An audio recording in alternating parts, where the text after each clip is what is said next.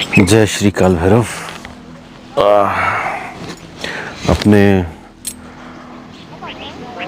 नवीन आश्रम ऋषिकेश से आप सभी का स्वागत करता हूं।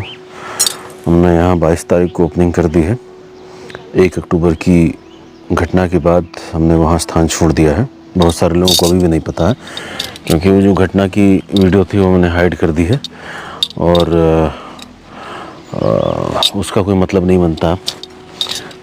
तो अगर आप लोगों को साधना के लिए आना हो तो ये जो जगह है आप देख रहे हैं, पुरानी वीडियोस में भी मैंने दिखाया हुआ है। बहुत सुंदर जगह है। जो लोग आए थे, अंदर ही कैंपस में हमारी झरना है और उसके साथ ही एक गुफा का स्थान भी है और पूर्ण रूप से प्रकृति सामने है। बहुत समय से साधकों के प्रश्न आ रहे थे, मैं उत्तर नहीं दे पा रहा था, तो कुछ प्रश्नों के उत्तर मैं आज ले लेता हूँ। और आपको कोई भी अपना प्रश्न हो तो यहाँ वीडियो में कमेंट कोई नहीं देखता है, ठीक है। अगर आपको कुछ भी मैसेज करना हो आप व्हाट्सएप कर लीजिए और व्हाट्सएप में समय मिलने पर मैं आपको उत्तर दिया करूँगा, ठीक है। तो शुरू करते हैं। एक प्रश्न आया है, क्या आप आत्माओं की बातें सुन सकते हैं? या दूसरे तरीके से पूछा है, क्या आत्माएं वास्तव में जीवित लोगों से संवाद कर सकती हैं? तो हम आत्माओं की बात सुन ऐसे नहीं सकते हैं जैसे मैं आपसे बात कर रहा हूँ या आपका कोई मित्र आपसे बात कर रहा है। उसका एक भाषा होती है और वो भाषा भी ऐसी नहीं होती कि उसको आप जितनी भी जानी पहचानी भाषाएं हैं उसमें आप लॉजिकली उससे रिलेट कर पाएँ, ऐसा नहीं होता। आत्माओं से, आत्मा क्या है? ऊर्जा जिसने शरीर त्याग दिया, जिसने पृथ्वी तत्व त्याग दिया, ठीक है, तो वो एक दूसरे तत्व में इस जितना भी चराचर जगत है उसमें अपने लोक में विचरण कर रही है। तो उस अवस्था में जो आत्मा पृथ्वी तत्व से घिरी पड़ी है उसके लिए आपको उसके फॉर्म में ही बात करना पड़ेगा। और देखिए, उसका तो पृथ्वी तत्व छूट गया है, ठीक, आपका तो नहीं छूटा है। वो पृथ्वी तत्व में आके बात करे तो बहुत डिफ़िकल्ट हो जाएगा किसी के लिए भी, ठीक है। क्यों? जैसे कहते नहीं कि भाई भूत प्रेत आ गया किसी के शरीर में, तो वो अगर किसी के पृथ्वी तत्व में आके बात करे, और वो भी इसलिए नहीं कर सकता है क्योंकि सारा जो मैकेनिज्म है इस व्यक्ति का है, तो इसलिए आधी बातें झूठी आधी बातें सच्ची हो जाती हैं आवेश में, है ना। क्योंकि उनका जो तत्व होता है वो तत्व स्थिर नहीं होता है, गतिमान होता है बहुत ज़्यादा। और उस कारण से उस व्यक्ति या उस आत्मा या उस चेतना के रुक के बहुत सारी चीज़ें विस्तार से बताने की संभावनाएं बहुत नगण्य हो जाती हैं। तो उसके लिए जो पृथ्वी तत्व यानी जो मनुष्य है, यानी जो साधक है, उसको अगर आत्माओं से बात करनी है तो या तो वो साधक लाइन में हो, साधना कर रहा हो, और अपने उस तत्व को जो आपके भीतर है उससे कनेक्ट करे। और जब उससे कनेक्ट कर ले तो फिर जगत में कहीं भी कुछ भी है किसी से भी कनेक्ट हो जाए, ठीक है। अच्छा, अब इसका दूसरा ये भी है कि वो पृथ्वी तत्व में आके बात नहीं कर सकता है। आपके भीतर तो वो है ना जो उसके पास है इस समय, तो आप उस तत्व के साथ रम के, उस तत्व को जान के, उस तत्व के अंदर झांक के आप उस मय हो जाएंगे, तो उससे आप कनेक्ट कर ले जाएंगे। ये साधक की लाइन, ठीक है। और उन्हीं लोगों को ही अलाउड है, बाकी सांसारिक लोगों को नहीं करना चाहिए ना। लेकिन फिर भी जो जिज्ञासु हैं, जिनको साधना नहीं करनी है और उनको लगता है कि हमें फिर भी बात करनी है, ठीक है, तो उसमें जो एक आध तरीके हैं उसमें मैं बहुत जो जिसमें हार्म नहीं होता है उस तरीके को बताता हूँ। तो आप पहले रात्रि में, मैं इसको स्वप्न से कनेक्ट करके देख रहा हूँ कि पहले आप स्वप्न से देखिए कि स्वप्न में क्या होता है। तो रात्रि में आपका जो भी पूजा का स्थान है वहाँ जाइए, ठीक है, और दीपक प्रज्वलित नहीं करना है, जल रहा है तो अच्छी बात है, वहाँ जाइए और एक कागज़ और एक कलम लीजिए, ठीक है, कागज़ कलम लीजिए और वो लाइन वाला कागज़ नहीं होना चाहिए, और अगर भोजपत्र मिल जाए तो सबसे बढ़िया है, ठीक है। अगर वो लाइन वाला कागज़ मिल जाए तो उसको मत लीजिए, एकदम ब्लैंक पेपर लीजिए, A4 साइज़ ले लीजिए और उसको छोटा सा जो है वो बना लीजिए, इतना सा टुकड़ा बना लीजिए, और उस पर अगर अनार की कलम से अष्टगंध से लिख पाएँ तो बहुत अच्छी बात है, नहीं तो ऐसे ही सामान्य सा कुछ कलम ले लीजिए, उससे लिखिए। और वहाँ अपने पूजा स्थान में बैठ गए, कागज़ कलम ले लिया, नीचे कुछ पैड लगा लिया। अब उसके बाद क्या करना है, आपको आंख बंद करनी है, ठीक है। आपका कोई भी गुरु हो, जैसे हर परिवार में गुरु होते हैं, कोई भी गुरु हो उससे एक बार प्रार्थना करिए, है ना, कि मैं ऐसे एक प्रयोग के तौर पे, क्षणिक तौर पे स्वप्न में किसी आत्मा का आवाहन करना चाहता हूँ और जिज्ञासावश करना चाहता हूँ, मैं इसमें फंसना नहीं चाहता हूँ, मुझे इसकी आज्ञा दीजिए। फिर भैरवनाथ जी से आज्ञा लीजिए, ठीक है।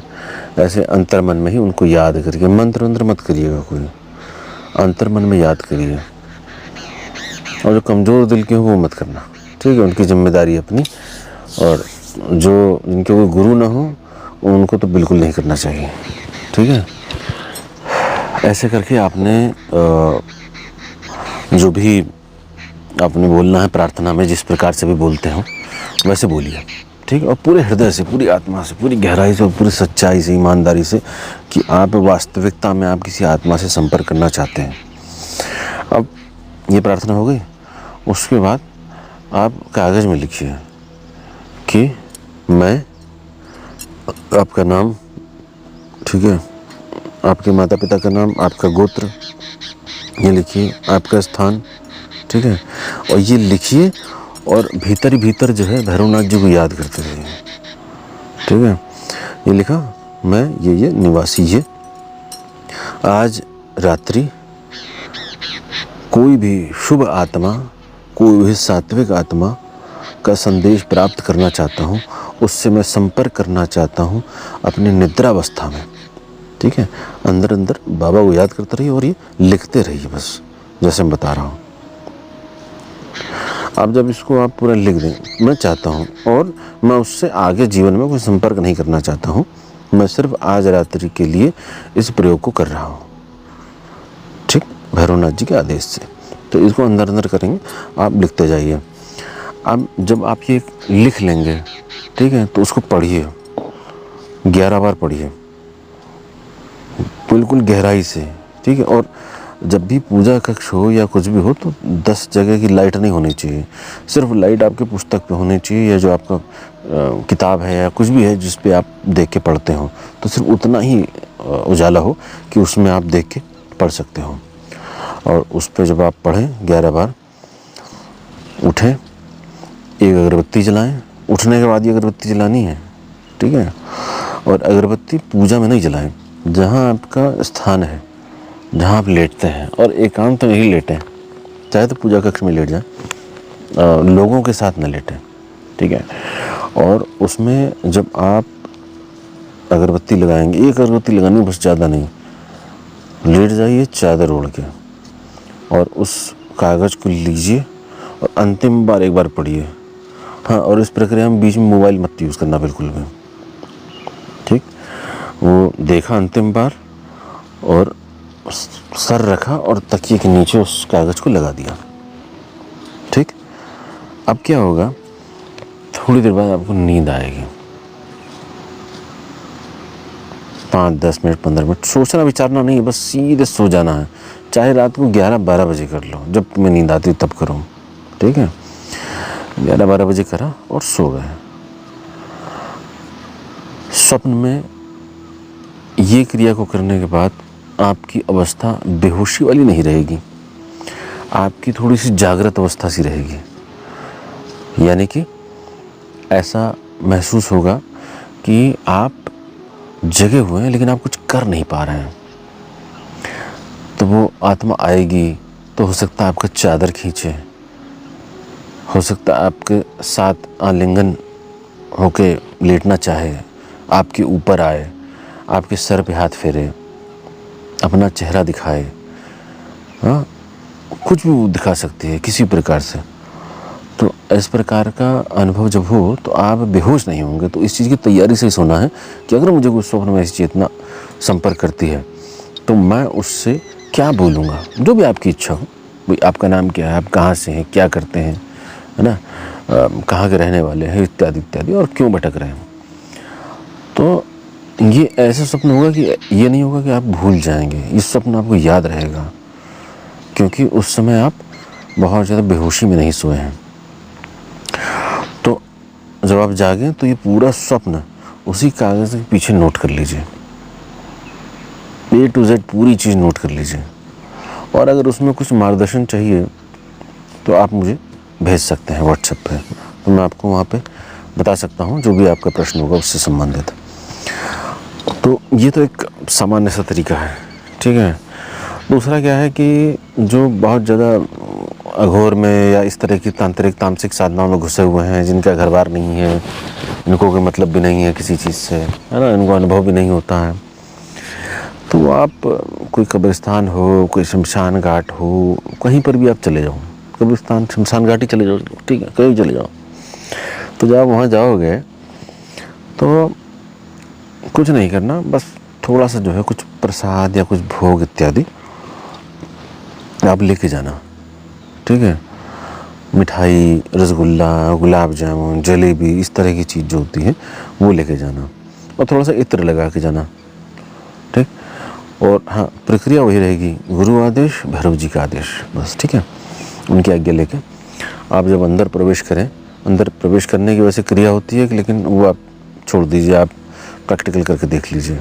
और वहाँ बीच में बैठ के कोई भी चिता जल रही हो, ठीक है, उसके सामने भोग रख दीजिए, ठीक। भोग रख दिया, अब क्या करना है, 5 मिनट प्रार्थना कर लीजिए बस, कि जो भी जिसकी भी चिता जल रही है, जो जिसकी भी आत्मा है, उसको मैं बुला रहा हूँ, आवाहन कर रहा हूँ। आवाहन मुद्रा करिए, आवाहन मुद्रा से उनको बुलाइए कि आपका भोग रेडी है। कोई आपको पूछने वाला नहीं है, मैं आपको पूछ रहा हूँ, ठीक है। और देखिए आपको जो है सिहरन सी महसूस होगी बॉडी में। अगर आप उस तरह के हैं साधक तो आपको करंट जैसा, सिहरन जैसा, ऊर्जा जैसी महसूस होगी अचानक से। तो जैसी महसूस हो आप अपना फटाक से प्रसाद उठाइए, वापस घर, जो भी आपका स्थान है, ठीक है। कि यहाँ नहीं खाना है, पहले मुझे बताओ क्या बात है, सारी कहानी मुझे आज साधना में बैठूंगा, मुझे बताओ, तभी भोग तो मिलेगा। और ले जाके अपने स्थान पर रख दो। अब उसमें क्या होगा, ये मतलब जिनके गुरु हैं उन्हीं के लिए, और जो तगड़े साधक हैं, ठीक है, और जो जिनके घर बार से कोई संबंध नहीं है, जिन्होंने सब त्याग दिया, सब छोड़ दिया है ना। मेरी गारंटी नहीं घर बार तुम्हारा उजड़ जाए, मैं सिर्फ जानकारी वश बता रहा हूँ। बहुत सारे प्रश्न आते हैं उसके लिए, ठीक है। तो जब आप इस तरीके से करेंगे, और ये आतंक बहुत मचाती है, ठीक है, क्योंकि अभी नई नई छुट्टी होती हैं तो ये बदहवास होती हैं पागलों जैसी, कुछ पता ही नहीं कि हम क्या करें।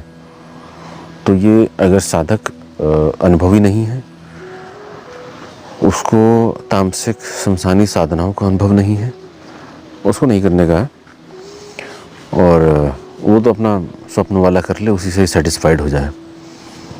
तो जब ये ऐसा करेगा तो वो भोग लेने इसके साथ आ जाएगा, और स्वप्न में कहो ज़्यादा ही रूप में उसके सामने आ जाए या उसको परेशान करे।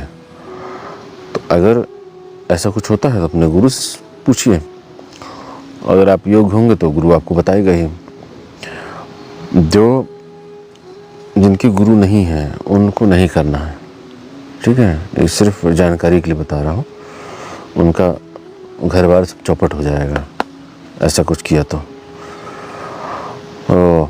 ऐसा कर लीजिए, ठीक है। अब उसके बाद जब हो जाए वार्ता, तो भोग तो क्या है, वो तो ऐसे चूस लेते हैं ना, तो अगले दिन फिर उठा के उसको उसी चिता के पास कहीं रख दीजिए बस, है ना। तो बस इतना ही बोलना है, वही मेरे को संपर्क करना है आपसे, और आपकी जो भी इच्छा है बता दीजिए।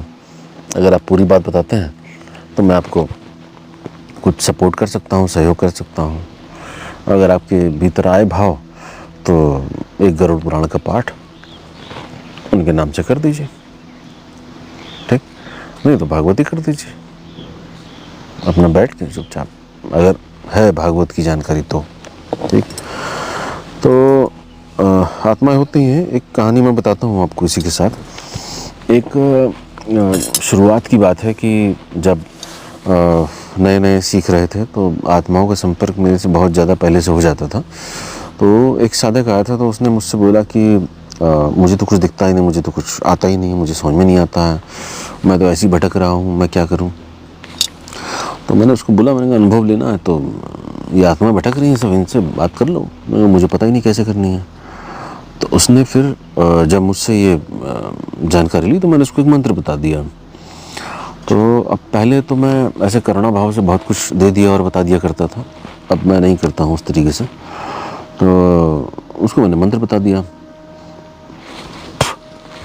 अब उस साधक ने जैसा मैंने मंत्र बताया था वैसे ही करा, और वही शमशान घाट में जाकर अपना कर लिया। अब वहाँ से जब वो लौट के आया है, 3 दिन का प्रयोग था, 3 दिन उसने कर लिया। वहाँ से जब 3 दिन बाद लौट के आया है, तो तीसरी ही रात को, मतलब 3 बजे के आसपास आया था वो, 3 बजे लौटा है। तो उसके पीछे पीछे पैरों की आवाज़ें चलने की, जैसे पत्ते के ऊपर कोई पैर रख के चल रहा हो, वैसी आवाज़ें उसको सुनाई देने लग गई। अब उसको अंदर रोमांच भी हुआ, भय भी लगा, अब क्या करें। तो उसने ये सोचा कि वहम हो सकता है, लेकिन उसको साथ साथ ये भी पता था कि ये तो मैं साधना करके आया हूँ, कुछ ना कुछ तो होगा। डर के मारे उसने पीछे पलट के देखा तो कुछ नहीं। अब उसकी हालत ख़राब, 3-4 बार ऐसा हो गया। फिर क्या हो गया, जैसे सांप चलता रेंगता हुआ, अब उसकी सर ऐसे जो है आवाज़ आने लगी। फिर खैर वो उस स्थान से निकल के अपने घर तक आया, बहुत सारी चीज़ें हुई। कभी ऐसा लग रहा है कि उसे कंधे पे हाथ रख दिया किसी ने, कभी ऐसा लग रहा है कि कोई सर पे जो है हाथ मार के गया, कभी पीठ में हाथ मार के गया, तो कभी लड़खड़ा जाए तो उसको लगे कि शायद वो पैर चलने में प्रॉब्लम हो रही होगी, लेकिन तब वो समझ गया था कि कुछ ना कुछ तो है। अब उसके बाद जब वो घर पहुंचा है, तो घर का ताला खुला हुआ, घर का ताला जो था, ताला जो तो खुला हुआ था। उसको लगा चोर वोर है, दरवाजा खुल गया, कुछ नहीं था। जैसे ही वो कमरे में एंटर किया, तो जो उसके कमरे में जो अगरबत्ती धूप बत्ती रखी हुई थी, उसकी महक आनी शुरू हो गई। जली तो नहीं थी, महक आनी शुरू हो गई। फिर किचन जो था उसका छोटा सा, वो चाय बनाने के लिए रखा हुआ था, एक कमरा ही था उसका, तो वो जो किचन का सामान था, किचन के सामान में खट खट खट खट आवाज़ आने लग गई, वो बहुत ज़्यादा बढ़ने लग गई। वो उसके डर के मारे हालत ख़राब, वो वहाँ से भागा बाहर, और रोड पे एक चाय वाय की दुकान थी, वहाँ जाके बैठ गया।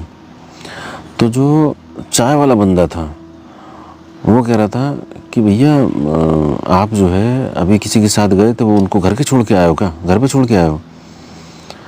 उसने कहा नहीं भैया, मेरे साथ तो कोई नहीं था। कहने नहीं, आप 2 लोग थे, एक आपसे लंबा था और एक आप थे। नहीं, अच्छा चाय पिला दो। तो उसको छाया रूप में या किसी भी रूप में दिखा हो, या आत्मा रूप में ही दिख गया हो, तो चाय पी उसने। जब चाय पी, तो चाय का जो टेस्ट था बहुत कसेला आने लग गया, बहुत ज़्यादा कसेला, कड़वा कड़वा सा। उसने उसको डांटा कि कैसे चाय बनाई है। उसने कहा चाय आपके सामने बनी है, पूरा फ्राई पैन बना हुआ है। तो फिर दूसरी उसने चाय बना के दी उसको, दूसरी चाय भी कड़वी। अब उसका जीवन हो गया बर्बाद। क्यों? क्योंकि जहाँ वो जाए वहाँ कुछ ना कुछ दुर्घटना हो जाए। तो वो फिर अपने गांव चला गया। गांव क्या सोचा कि यहीं का लफड़ा यहीं ख़त्म हो जाए। उसके बाद वो गांव चला गया। गांव चला गया तो गांव में जाने के बाद जैसे वो पहुंचा है, उसके बाद उसके घर में लोबान की खुशबू आनी शुरू हो गई। जब लुभानी खुशबू आनी शुरू हुई, उन्होंने कहा यार तुम कुछ लगा के आए हो क्या? उन्होंने कहा नहीं पिताजी, हम तो ऐसे ही आए हैं। तो इसको पता तो चल गया था कि क्या प्रॉब्लम हो गई है, लेकिन कुछ समझ में नहीं आ रहा था क्या करे। और मति ऐसी टूटी कि इसने मेरे से भी संपर्क नहीं करा। भाई जिसने बताया उससे संपर्क करना चाहिए। अब क्या होगा कि इनकी जैसे ये घर पहुँचे, उसी रात्रि को जो है इनके पिताजी ऐसे चौखट से ही गिर के, सोचिए इतनी सी चौखट थी बस, इस चौखट से गिरे बाहर की तरफ और पैर टूट गया। लेके भागे, उनको कराए इलाज, आए प्लास्टर व्लास्टर करा के। उसके बाद इनकी माता जी को मुंह से खून की उल्टी चालू हो गई।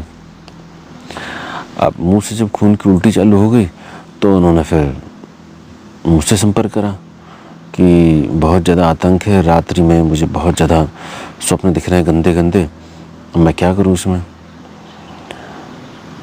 तो अब जब अब मुझे सपने दिख रहे हैं गंदे गंदे, मैं क्या करूं, मेरा काम भी मतलब ब्रह्मचर्य भी खंडित हो रहा है और डेली ही खंडित हो रहा है, मैं क्या करूं। तो मैंने उसको बोला, मैंने कहा एक काम करो, आज उसी मंत्र से ही, जो मैंने मंत्र बताया है उसी मंत्र से ही जो तुमने भोग दिया था, मैं अब एक नया भोग बता रहा हूँ, उस भोग को रखना रात्रि में। और सामने जो तुम्हारे पेड़ है नीम का, घर के सामने एक नीम का पेड़ था, नीम का पेड़ है, वहाँ पे आप बैठना रात्रि में 12 बजे, ठीक।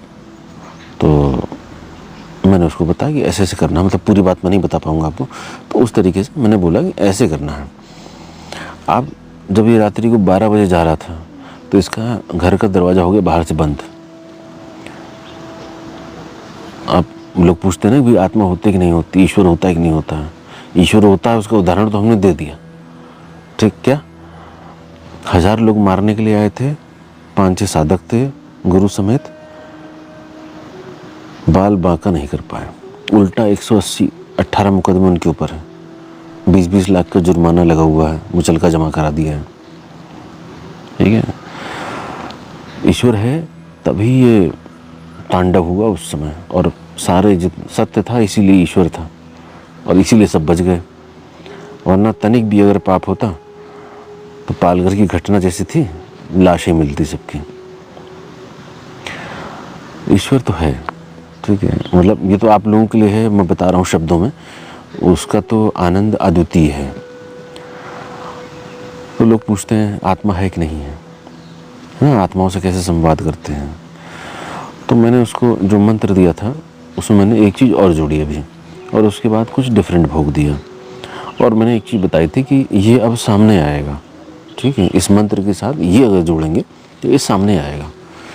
तो लेकिन तुमको जो एक घेरा खींचने के लिए मैंने उसको अलग से मंत्र दिया हुआ था, मैंने कहा घेरा खींचने वाला जो अलग मंत्र है उससे बाहर मत निकलना बस, ठीक है। वो जो घेरे वाला मंत्र है वो उसके अलावा मैंने किसी को दिया भी नहीं है। तो वो ऐसा मंत्र है कि अगर आप घेरा खींच लें कहीं पर भी तो बाहर से कुछ भी अंदर नहीं आएगा, ना आपको शरीर की हानि होगी, ना आपके ऊपर हावी होगा। और उसको खोलने का भी एक अलग मंत्र है उस घेरे को, ठीक है। तो जब वो मैंने कहा उसको घेरा लग जाए उससे बाहर मत जाना, और जब आएगा सामने तो तरह तरह के ड्रामे करेगा। ड्रामे इन सेंस कि मतलब बहाने करेगा, तुम्हारे मन के साथ खेलेगा, ठीक है। और क्योंकि जब तक मन होता है तो मन के साथ खेल लेता है आदमी। तो मैंने कहा कि अगर आपको इस प्रकार से वो खेलेगा तो आपको बस मेरा ध्यान कर देना है एक बार, और ये चीज़ बोल देनी है, जो दूसरा मंत्र है ये मंत्र बोल देना है, और भोग अपने घेरे के अंदर ही रखना है जब तक ऐसी कंडीशन ना आए कि वो वचन देने के लिए रेडी हो जाए, ठीक। ऐसी कंडीशन आई, करीब उसने बताया कि 1 घंटा में लगातार बहस करता रहा, बातचीत करता रहा। वो सामने खड़ा हुआ था और हाइट उसकी बहुत लंबी थी, कलर उसका काला था बिल्कुल एकदम। और वो पहले तो वो मारने के लिए आया कि मैं आज ख़त्म करता हूँ, लेकिन वो घेरे के कारण पास भी नहीं फटक पाया। उसके बाद उसने मेरे घर वालों की तरफ जाने का प्रयास किया कि मैं घर वालों की तरफ जाता हूँ, मैं घर वालों को मारता हूँ, ठीक है। तो वो जो मंत्र जो मैंने दिया हुआ था उसने फटाक से मारा। अब उसके बाद वो सीधा एकदम लाइन पे हो गया। उसने कहा भैया तुम्हारे अंतिम भोग है यहाँ पर, ठीक है। और इस भोग को तुमको लेना, वो भोग भी मंत्रित था, अभिमंत्रित करके दिया हुआ था भोग, वो भोग तुमको लेना है। और उसके बाद तुम दोबारा कभी नहीं आओगे यहाँ पर, ना परेशान करोगे ना मेरे घर वालों को। मैं जहाँ रहूँगा मेरे से हज़ारों किलोमीटर दूर ही रहोगे, मेरे जानने वालों से दूर रहोगे, ना तो मुझे याद करोगे ना मैं तुमको कभी याद करूँगा। तो ऐसा उसने बात करके उसके साथ मामला सामान्य भाषा में सेटल कर लिया। तो वो वचन देने के लिए रेडी हो गया। तो वचन का जो मंत्र था वो भी दिया हुआ था उसे, तो वचन वाला मंत्र लेके उसने दे दिया वचन। और फिर जब उसने भोग सामने रखा है तो भोग की तरफ वो स्वतः ही आकर्षित हो गया। मतलब उसमें जब भोग को मंत्र करके देते हैं ऐसी चीज़ों को कुछ विशेष योनियों में, तो वो स्वतः ही आकर्षित हो जाते हैं और उसको ग्रहण करते हैं। तो उसने कहा कि वो जो भोग रखा था उसको पागलों की तरह खा गया, और जैसे उसने वो समाप्त किया है वो वहाँ से चला गया। और कहाँ चला गया, कैसे चला गया, इसका विचार भी दिमाग में नहीं आया। और मैं ये भी भूल गया कि मैं इतनी देर से बहस कर रहा था 1 घंटे से। मैं ये भी भूल गया कि ये ऐसा कोई व्यक्ति भी था जीवन में। तो ये सारी चीज़ें उसके साथ जब हुई तो उसने जब दोबारा मेरे से भेंट करी, अपने घर गया चेक करने के लिए कहीं है तो नहीं, कहीं वापस तो नहीं। तो जब सब कुछ जांच परख लिया तब वो मेरे पास आया, शरणागत हुआ, और उसने फिर मुझसे ये विद्या जानने का प्रयास किया। तो मैंने मना कर दिया। मैंने कहा अभी तुम साधना करो, अभी तुम इस योग्य नहीं हो कि तुम झेल सको। तो ये एक छोटी सी कहानी, मतलब थोड़ा सा सबक देने के लिए भी है, बताने के लिए भी है, और जानकारी के लिए भी है कि क्या क्या होता है। तो बहुत कुछ छुपा हुआ है इस रहस्यमय जगत में, और लॉजिकल लोगों के लिए तो नहीं है, कुछ भी नहीं है, और उनको बहुत ज़्यादा बताने की आवश्यकता भी नहीं है। ठीक है, उनको अप्रूव भी नहीं कर सकते ना, उनका स्टेट ही नहीं है उस तरीके का कि उनको कुछ हो पाए, उनका कुछ समझ में आ सके। तो बुद्धि से जो चलेगा उसको कहाँ समझ में आएगा। तो बुद्धि से आने वाली चीज़ उनको आ चुकी है, उससे ज़्यादा क्या आ जाएगी। लेकिन अगर किसी ऐसी डायमेंशन में एंटर करना है जहाँ पे कुछ अद्वितीय है, कुछ पारलौकिक है, जहाँ पे आप टच नहीं कर सकते हैं, ना लॉजिकली ना साइकोलॉजिकली, किसी भी प्रकार से आप उसको नहीं टच कर सकते हैं, किताबें तो छोड़ दीजिए। तो उसमें अगर प्रवेश करना है तो फिर आपको भीतर उतरना पड़ेगा, उस तत्व में डूबना पड़ेगा। उस तत्व में डूबने के बाद ही आपको वास्तविकता पता चलेगी कि वाकई में ऐसा कुछ होता भी है कि नहीं होता।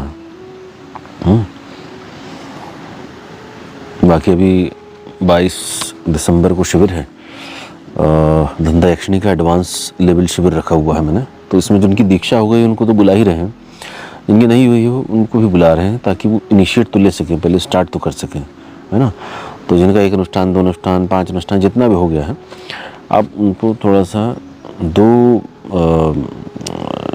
मतलब ये मेरा प्रैक्टिकल किया हुआ है इसलिए मैं आपको बता रहा हूँ कि 2 एंटिटी का या 2 चीज़ों का मिक्स करके हम उनको आपको कराएंगे। उसका 3 दिन का शिविर होगा, जो 3 दिन कर पाए, है ना, नहीं तो 2 दिन में हो जाएगा। तो यहीं रह के आपको जाप करना है 2 दिन 3 दिन, और आपको 2 दिन 3 दिन जाप करना है। हवन भी होगा, तर्पण मार्जन भी होगा, ठीक है। कन्या भोज का अरेंजमेंट करेंगे, नहीं होगा तो दूसरा तरीका है, ठीक है। फिर गुरु दक्षिणा जो भी होती है तो ऐसा करके करा के भेजेंगे, ताकि क्योंकि होता क्या है, गुरु सानिध्य, प्रकृति चारों तरफ, पानी पास में, गुफा का स्थान, ऊपर से देवभूमि ऋषिकेश, ऐसा कॉम्बिनेशन मिलना असंभव सी बात है, ठीक है। और इतना सहज मिलना, उसके साथ समझाने वाला बताने वाला मिलना, ठीक है ना। तो ये चीज़ें अभी अवेलेबल हैं, आप लोग इसका उपयोग कर लीजिए। अगर आपको नहीं समझ में आएगा संसार में रहते हुए, तो उसी चीज़ के लिए मैं यहाँ पे उपलब्ध हूँ कि आप लोग आके समझ के इसकी गहराई में उतर के देखिए। सर जाप कर लिया, जाप ही जाप करे जा रहे हैं, हवन करे जा रहे हैं, जाप कर, उससे कोई मतलब नहीं है। स्वप्न में आ रहा है, ध्यान में आ रहा है, आग में आकर, तो उससे कोई मतलब नहीं है। जब तक वो गांठ नहीं टूटेगी तब तक आपको लगातार हिट करना है, ठीक है, साधना कोई छोटे मोटे बच्चों वाली चीज़ नहीं है, ऋषि मुनि किया करते थे, है ना। तो आप संसारिक रहते हुए, वो कलयुग में रहते हुए इस चीज़ में प्रवेश कर रहे हैं, तो इसका कई ज़्यादा दम लगेगा, बहुत ज़्यादा, है ना। मैं देखो, बाकी लोगों की, मूर्ख लोगों की तरह शिव जी ने कहा हुआ है कि भैया छुपा के रखो, है ना, गुप्त रूप से दो। अब पब्लिक बातें पड़ी है तो शिव जी का तो अपमान कर ही रही है ना एक तरीके से, तो मैं उस तरीके से नहीं कर पाता हूँ, वरना मैं भी सारे वीडियो उसी तरीके से डालूँ। ढेरों मंत्र पढ़े हैं मेरे पास ऐसे गुप्त गुप्त जो किसी के पास नहीं है ना। अभी एक नाथ जी का आया था कॉल, तो वो भी संन्यास्त हैं, पूछ रहे थे कि भाई हमारे गुरुजी तो अब है नहीं, तो हमको जो है जैसे पिनाकी का है, पिनाकी का मैंने बताया उनको, तो भाई पिनाकी किसी के पास है ही नहीं फुल फॉर्म में, तो हमारे शिष्यों के पास भी नहीं, जिनको हमने दिया था। और जो पापी थे उनका तो मैंने काट ही दिया है मामला। अब मैंने क्या मामला काट दिया, वो ऑटोमेटिक होता है, अपने आप कट जाता है, वचन पे दिया जाता है, समझा के दिया जाता है, जो नहीं करता है उसी की हानि होती है, ठीक है। यही लोग परलोक सारा बर्बाद होता है, ठीक है। अब देखिए हमसे दीक्षित शिष्य, ठीक है, आप देखिए ब्राह्मण में जन्मा हुआ, हमसे दीक्षित, ठीक है, हमसे शक्ति सिद्धि प्राप्त, और उसके बाद पथभ्रष्ट, पाप कर्म करने के बाद, गुरु का अपमान करने के बाद पथभ्रष्ट, नरकगामी। जो हमारे आश्रम पे आक्रमण हुआ बाबा की कृपा से कि देवलोक में ले जाएं, देवभूमि में ले जाएं, तो उस व्यक्ति ने क्या बोला पता आपको, मतलब कितनी नीच बात है, मेरे बोलने से जबान जो है लड़खड़ा रही है, कितनी नीच हरकत है। मतलब आप पराकाष्ठा सोचिए कि इतने पाप कर्म करने के बाद, गुरु का अपमान करने के बाद भी उसकी वाणी कितनी पापमय होगी कि वो ये कह रहा है कि हमारा आश्रम बंद कराया, हम ही ने दरबार खुलवाया था, ठीक है, और उसके पाप कर्म से बंद हुआ, क्योंकि धोखा देता था ना, धोखा दिया लोगों को, तो उसके पाप कर्म के कारण उसका जो भी स्थान था बंद हुआ, ठीक। अब वो ये कह रहा है कि हमारा बंद कराएंगे तो इनका भी तो बंद होगा, ठीक है। आप सोचिए मतलब कितना ब्राह्मण में जन्मा हुआ कोई व्यक्ति कैसा हो सकता है। गुरु का मतलब उनको तो बचपन से बताया जाता है ना गुरु क्या होता है, तो उनके ऐसे हाल हैं, इसीलिए तो मैं इतना ज़्यादा कठोर हो गया हूँ, मैं इसीलिए कुछ नहीं बताता हूँ। तो नाथ जी को मैंने बोला कि मैंने बहुत धोखा खा लिया साधकों से, अब साधकों का मुझे कोई कल्याण करने का इच्छा नहीं है ना। हाँ, साधक परीक्षा दे आए, कमर तोड़े, सर फोड़े, हाथ पैर छीले, है ना, हर तरीके से तोड़ूं, जांचूं, परखूं, तो उतने में ही 99% साधक तो उसी में ही हिल जाते हैं। अभी एक साधक आया हुआ है, वो शहर में रहने वाला है, अब यहाँ से ऊपर नीचे जाना, अपनी गाड़ी से जाना, पेट्रोल खर्च करना, सामान लाने के लिए जाना, बिना उफ किए यहाँ से ऊपर, ऊपर से नीचे, दिन में 4-4, 3-3 बार बंदे ने करा। तो एक दिखावे की सीमा भी होती ना, हो सकता है दिखावा भी कर रहे हो सकता है सत्य भी हो, लेकिन बस इसी बीच में साधक टूट के बिखर जाता है ना। तो ये पहचान होती है साधक की। अब हमारे आश्रम में ऊपर से नीचे जितना भी सामान आया है, साधक अकेले ढो के लाए हैं। हमारे 4-5 साधक हैं, ये साधक ढो के लाए हैं इतना भारी भारी सामान, सिलेंडर, वॉशिंग मशीन, टेंट की लोहे की रॉडें, किचन का सामान, दो एक दिन में 3-3, 4-4, 5-5 बार। इनको तो आदत नहीं, क्या है, गुरु के प्रति प्रेम है, गुरु के प्रति आदर है, श्रद्धा है, सम्मान है, गुरु को देख लिया है, जांच लिया है, परख लिया है, ये गुरु हमारा सही है। नहीं तो ये उस समय आक्रमण हुआ तो उस समय भाग जाते ना, कोई नहीं भागा। तो ऐसे साधकों को परख करते हुए चल रहे हैं, और पुराने जितने साधकों ने घाव दिए हैं वो अभी हरे हैं, ऐसा नहीं कि सब भुला दिया है, क्योंकि आदमी की फितरत बदलती नहीं है। आदमी वैसा ही रहता है जैसा है, जैसा वो करता आया है, और उसके एक्शंस में, उसके शब्दों में, उसके भाव में, बोलने के तरीके में, नहीं बोलने के तरीके में। ऐसा नहीं कि फ़ोन नहीं कर रहा तो पता नहीं चलेगा, बात नहीं कर रहा, फ़ोन नहीं कर रहा, आ नहीं रहा है, तो वो भी दिखता है, वो सारी चीज़ दिखती है। तो साधक को अब हम जांच पर रख के पकड़ते हैं। सिखाने को बहुत कुछ सिखा सकते हैं, बहुत कुछ गूढ़ विद्या है बताने के लिए, लेकिन विद्या को अब हमने सोचा है कि स्वतः ही चुनने दिया जाए, है ना। तो आप लोगों का स्वागत है श्री काल भैरव आश्रम में, देवभूमि में। बहुत सुंदर जगह पे, झरना इतना अच्छा है, इतना अच्छा पानी है कि जिसका जो भी प्रॉब्लम थी पेट की, वो सब क्लियर हो गई। इतनी शुद्ध हवा है ना, दरवाज़ा खोलते आपने वीडियो देखो, अपने दरवाज़ा खोलिए, सुबह सुबह लालिमा, पहाड़ों से बीच उदय होता हुआ सूर्योदय। तो बहुत अच्छा हुआ वहाँ पे हिंडोरा वालों का, तो बहुत बहुत धन्यवाद। मार पिटाई लगी उनकी बहुत ज़्यादा, वो तो उनका कर्म था, मिलना था, लेकिन इस मैटर पे तो बहुत ज़्यादा धन्यवाद, क्योंकि भैरवनाथ जी ईश्वर जो हमारे साथ करते हैं वो कभी कुछ गलत नहीं करते हैं। हमने तो बहुत देख लिया, कभी कुछ गलत नहीं हुआ आज तक। मतलब अगर हमारे जरा सी खरोंच भी लगी हो तो बता दो, भयानक भयानक एक्सीडेंट भी हुए, एक खरोंच नहीं लगी। ऐसा भैरवनाथ की कृपा है। 1000 लोगों ने आके घेर लिया मारने के लिए, एक खरोंच नहीं लगी।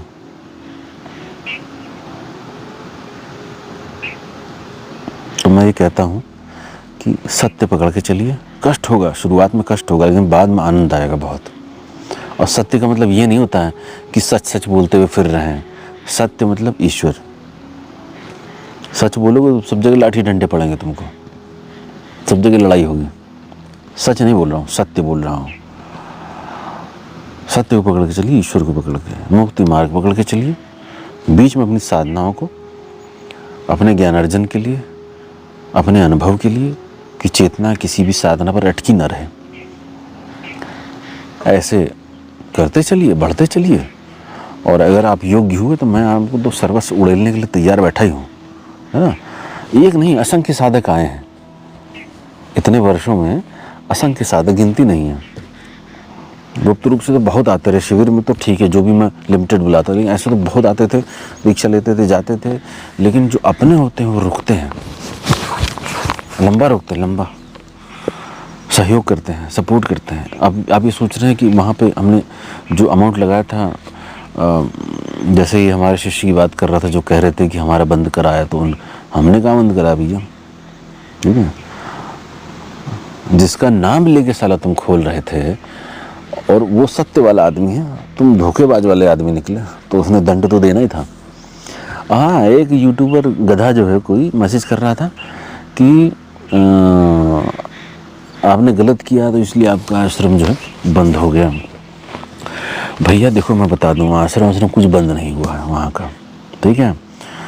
इतनी बड़ी घटना हो गई थी तो बाहर से लोग आते नहीं, ठीक है। वहाँ पे अभी भी सब कुछ वैसा ही सेट है, ठीक। अभी मैं चाहूँ ना, 4 गनर वहाँ बैठा दूंगा, रात में 4 गनर, दिन में। योगी जी उत्तराखंड गई है, ठीक है ना, ज़्यादा मतलब बोलने की आवश्यकता नहीं है। तो 4 गनर दिन में, 4 गनर रात में, और कहो 10-10 बैठ जाएं, गोली मारने के आदेश, जो पत्र भी देखे गोली मार दो, इस आदेश के साथ, ठीक है।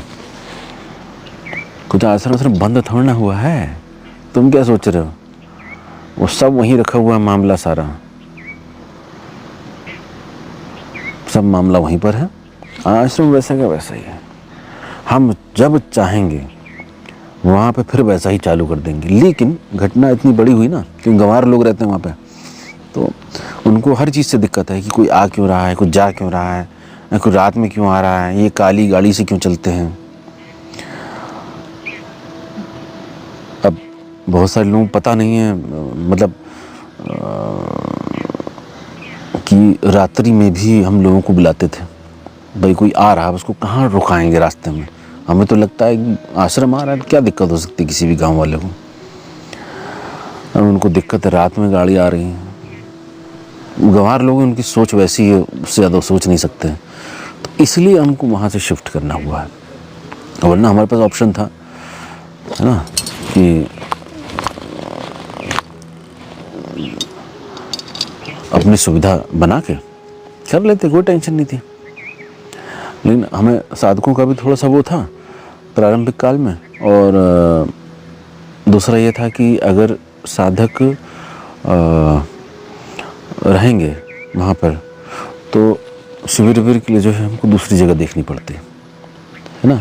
कारण उसका ये था कि बाहर से जो लोग हैं वो भयभीत हो गए थे कि भाई इतने सारे गंवार लोग हैं, जब गुरुजी पे हमला कर सकते हो तो हम आएंगे रास्ते में, हम पे भी कर सकते हैं ना। इसलिए थोड़ा जगह को जो है हमको शिफ्ट करना पड़ गया है।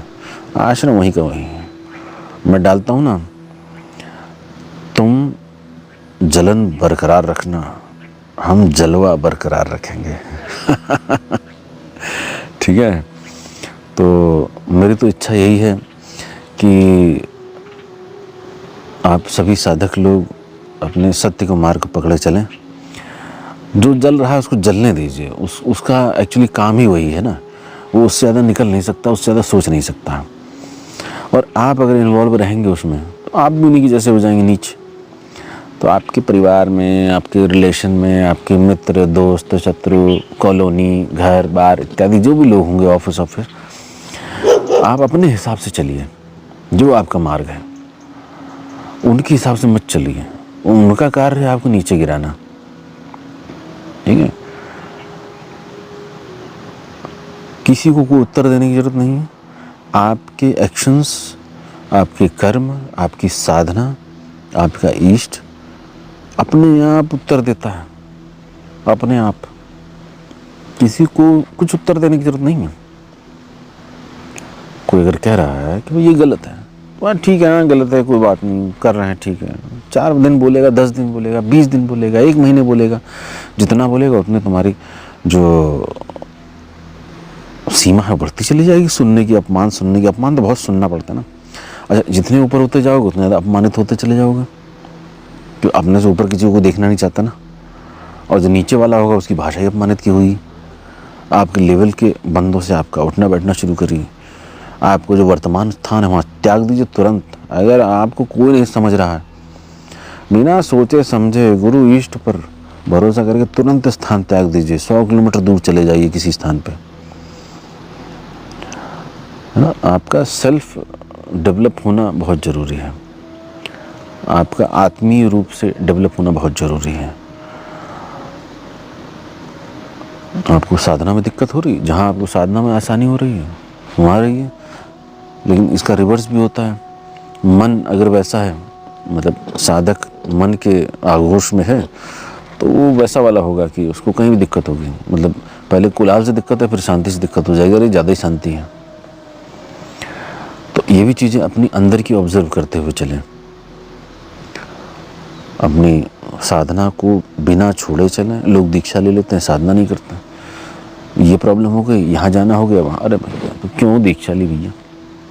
चलो कभी कभार जाना भी हो गया, ठीक है, लेकिन कम से कम एक माला जाप जहाँ रहो यार। 10 मिनट का तुम्हें कहीं पेड़ के नीचे बैठने का मौका नहीं मिलेगा। जहाँ जाओगे वहाँ एक कॉलोनी में कहीं ना कहीं मंदिर होता है, 5 मिनट बैठ के माला जप लो, चले आओ साले को। क्यों इतना परेशान हो रहा?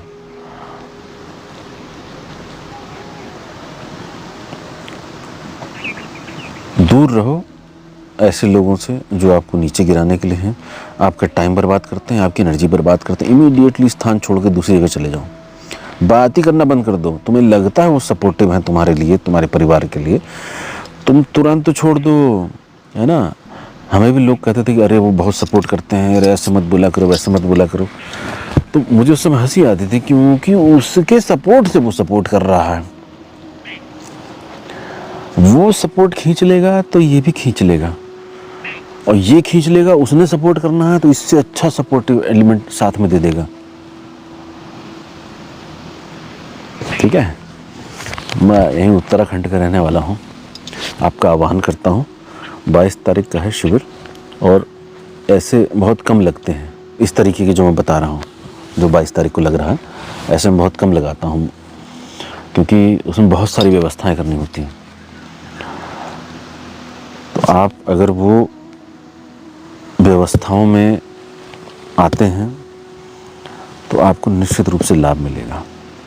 ठीक है। जय श्री काल भैरव। आप सभी को भगवान भैरव ज्ञान दें, सद्बुद्धि दें, आपके जीवन में वो सब आपको प्राप्त हो जो आप चाहते हैं, और वो भी प्राप्त हो जिसकी आप कल्पना भी नहीं कर सकते हो। जय श्री काल।